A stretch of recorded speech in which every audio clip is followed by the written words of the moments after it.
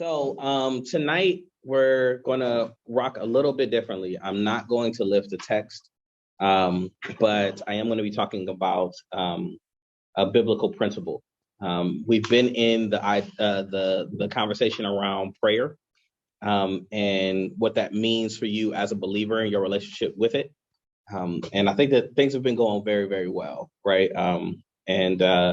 Soon, prayerfully by the top of the year, we will have all of our lessons on YouTube. So you'll be able to go back to them and pull it down. But I think the teachings around prayer have been going well. This week, my plan was to write a prayer with you, but I'm being led in a different direction. And so we'll go in that direction. Next week, we will stay on track and talk about meditation or setting an atmosphere for you to be able to hear from God.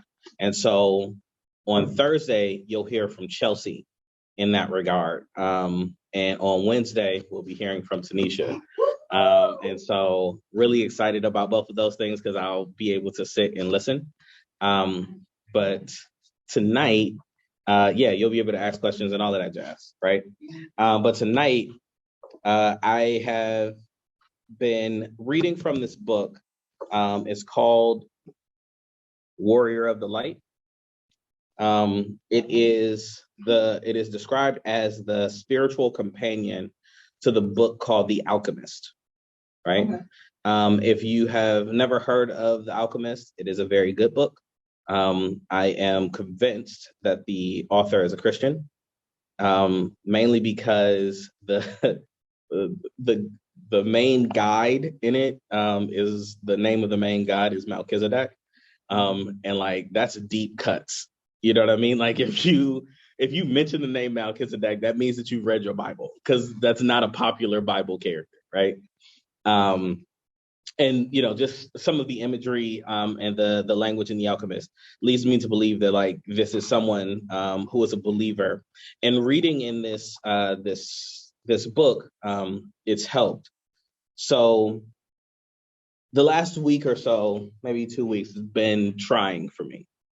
I've had to make some really tough decisions about my life and people around me. Things that I didn't really want to do, but I had to.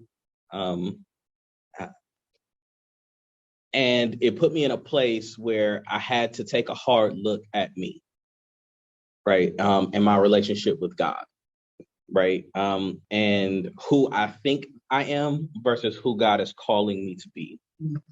And so one of my friends actually, who has this book, sent me a passage that I'm going to read to you guys tonight.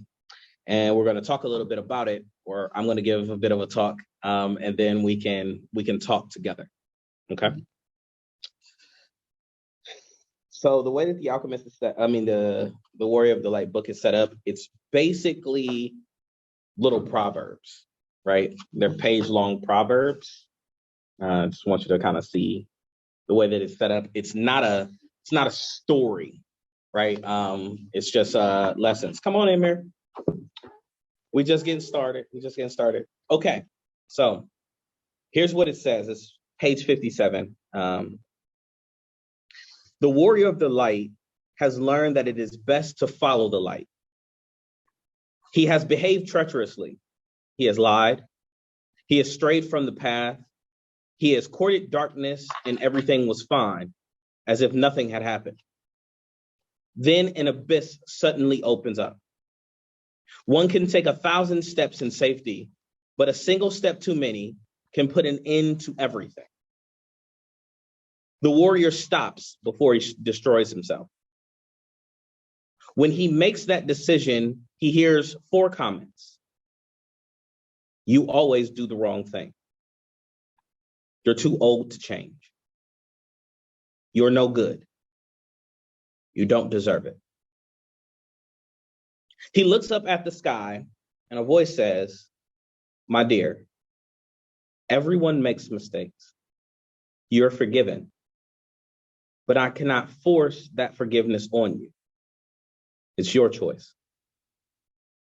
The true warrior of the light accepts that forgiveness. After reading that, I thought about how important it is for forgiveness to flow from forgiving. Forgiveness should flow from forgiven. And the reason I believe that is because it is impossible for me to forgive someone else if I first don't accept that forgiveness. So without going into much detail, something happened to me where I felt betrayed.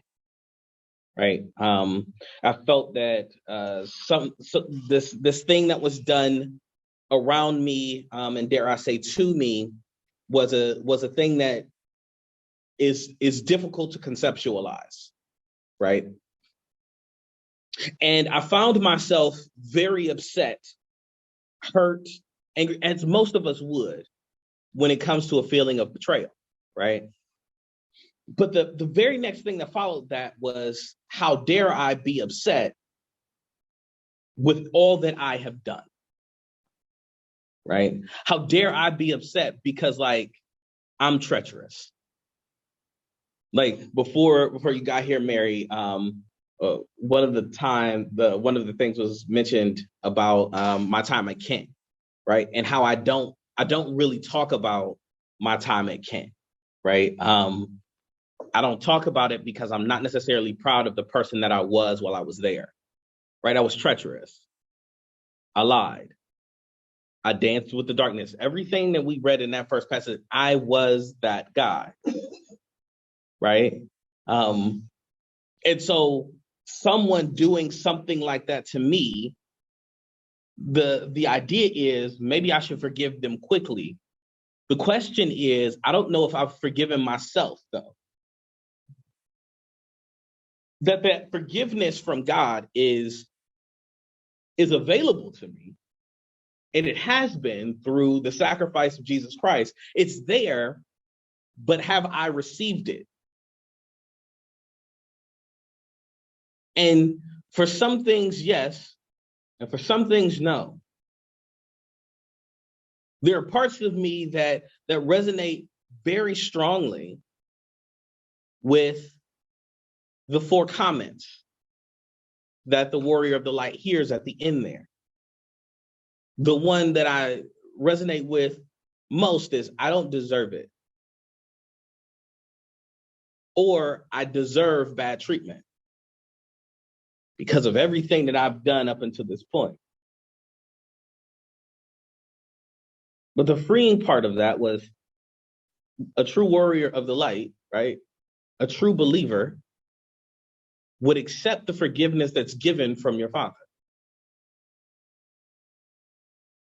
In my accountability group, my brother Jason, whom some of you guys have heard him teach, he did a lesson for us on sonship earlier this year.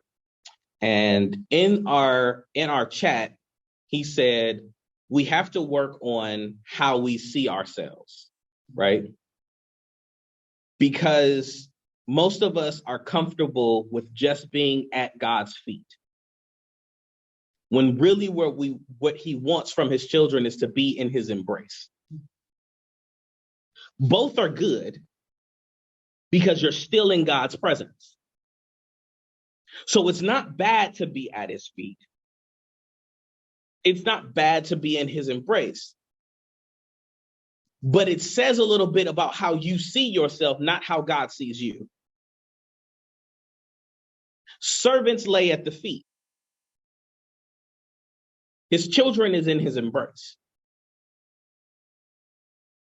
I would venture to say, if I was adding on to that for today's talk, people who believe that they've been forgiven and have accepted that forgiveness view themselves as children and would find themselves in his embrace. People like me who struggle with feeling worthy of that will stay in his presence, but find myself at his feet. Just glad to be there. when really what he wants from me is to accept my role and be in his embrace. I bring this up because when it comes to prayer, how you view yourself and the status of your forgiveness dictates to a great degree how you pray. If you feel like you're forgiven, right, then your prayers are more free flowing. The conversation with God is more with an expectation that things will happen. Just because you told him, of course he's going to do it, right? I was with Jaden today, and Jaden always gives me preaching moments because Jaden is my nephew. He's 4, right? And so I'm watching the Great British Bake Off, and I really want to watch this show. Like I love this show, right? Listen, I'm watching the show. I'm doing the things, and Jaden comes in between. Like I'm sitting on the couch. Jaden comes in between my legs and says, "Uncle Fu, cars." Never mind what I'm doing, what I want to do. He doesn't even consider that this is a problem, right? That I don't want to watch him use his cars on the racetrack. I would rather be watching the British Bake Show. But the expectation is, but you're my uncle. What, like, you want to watch me do great things. By no stretch of the imagination is him throwing a car down the track a great thing. This is just not, right? Like, objectively, not a great thing. But he believes it's amazing. And not only do I have to pay attention, right? I have to engage like it's a great thing. You know what I'm saying? Like, it's not enough for me to just be looking. He doesn't want just my eyes. He wants my full being to be present in whatever he's engaged with. Blew my little mind. Because, like, he has no concept that he's done anything wrong. This is that idea of forgiveness from a God perspective, because if you accept the forgiveness, you accept the idea that God has also forgotten. You might not have forgotten, but the scripture tells me that he casts it into a sea of forgetfulness, puts it as far as the east is from the west. It's not conceptual. So it is as if you have never.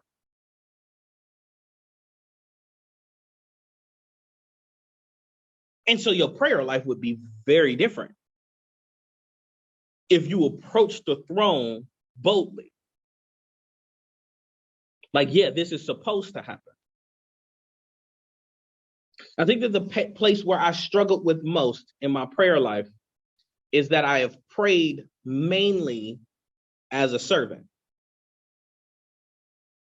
where I'm here, I understand who you are, I hope you do this for me. If you don't, that's okay. I'm still going to serve you. But it would be nice. No expectation, nothing I feel like I'm entitled to, what most people will refer to as humble. When Christ tells us to come boldly, not disrespectfully, but boldly. I realized I had this issue quite recently because, as you all know, we're coming up on church anniversary and my pastoral anniversary in January. So this is a pretty reflective time for the church and also myself. And one of the things that I realized is that I've approached the work that God has called me to do as an orphan, or believing that I was an orphan, because of how things went down coming from my former church. going to where I'm at, I just didn't feel like I belonged. And like, I'm here, I'm doing it. I have really no idea what it is that I'm doing. I'm not sure that I want to do it, and I don't really feel like I have a home. There's a place that I stay. And if you've ever been in between homes, you know the difference. That there's a place that I stay where my stuff is, right? People who are there, like, they're not trying to hurt me, right? But it ain't home. And so that's how I was feeling spiritually. And so it was showing up in every aspect of the ministry and in my life, where I just felt like I was out here alone. And so, combined with the idea that I am a servant of God, not his child, and I'm an orphan spiritually, very toxic prayer life. My faith is on struggle bus, something serious, right? Because I don't believe that I deserve anything. I don't believe that I'm worthy of anything. And so when this thing happens to me this week, I'm torn. Because how dare I hold somebody accountable for something that I believe I deserve to have happen to me? Because I'm not that great of a person either, or so I believe about myself. But the truth of the matter is, and that's why this, I won't call it a proverb. Well, I guess you could call it a proverb. Proverb is not strictly a biblical term. I think that, like, this is why this was so impactful for me, especially this part. Then an abyss suddenly opens up, and I take 1,000 steps in safety, but a single step too many can put an end to everything. And that's what caught me. While I was in the world doing the things that I wanted to do, I think that I recognized that an abyss had opened up. And like, this is where I needed to get off.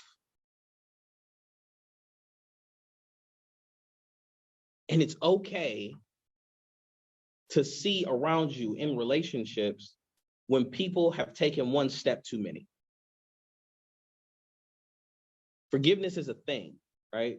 And we should forgive the people around us who have done us wrong and things like that. But sometimes they take a step too many, and that forgiveness is accompanied by distance. Because sometimes forgiveness is a road to redemption, right? Forgiveness is a road to reconciliation. There are other times when they take a step too many that the forgiveness needs to lead to distance. It doesn't make them evil and you a saint. It does mean that your paths have to go in different directions now. And that's tough. But this is also understanding that forgiveness is not really for them, it's for you. You forgive so that God's forgiveness, which has manifested itself in the form of Christ's blood, can heal broken places in you. The forgiveness, like, think about it as opening up a faucet, right? And it allows for God to rush into places that are broken, that are hurt, where you're experiencing that grief, the turmoil, the change in the relationship, the things that you won't be able to say, the love that you can't communicate, the pain in watching them do things that you think is beneath them. All of that's there. And when I forgive them, it releases them from paying a debt to me and asks God to clean it up. Oh, it might still hurt, but it won't stop me from living. It won't allow that part of my heart to just grow cold and break off.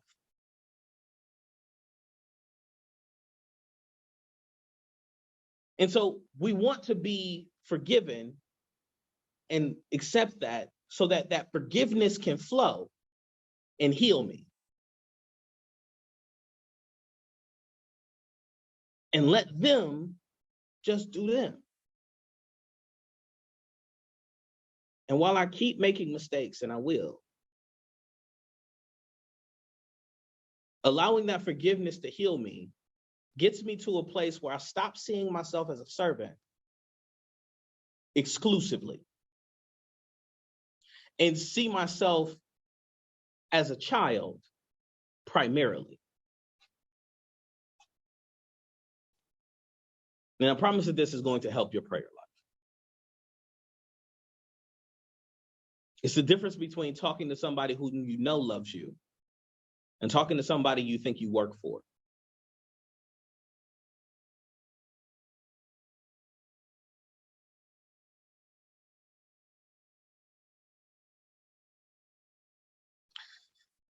I don't think I have anything else. Thank y'all for letting me share this kind of outside the lines Bible study. We didn't crack open a Bible. I gave you a book, random secular book, that if you want to pick up, I do highly recommend.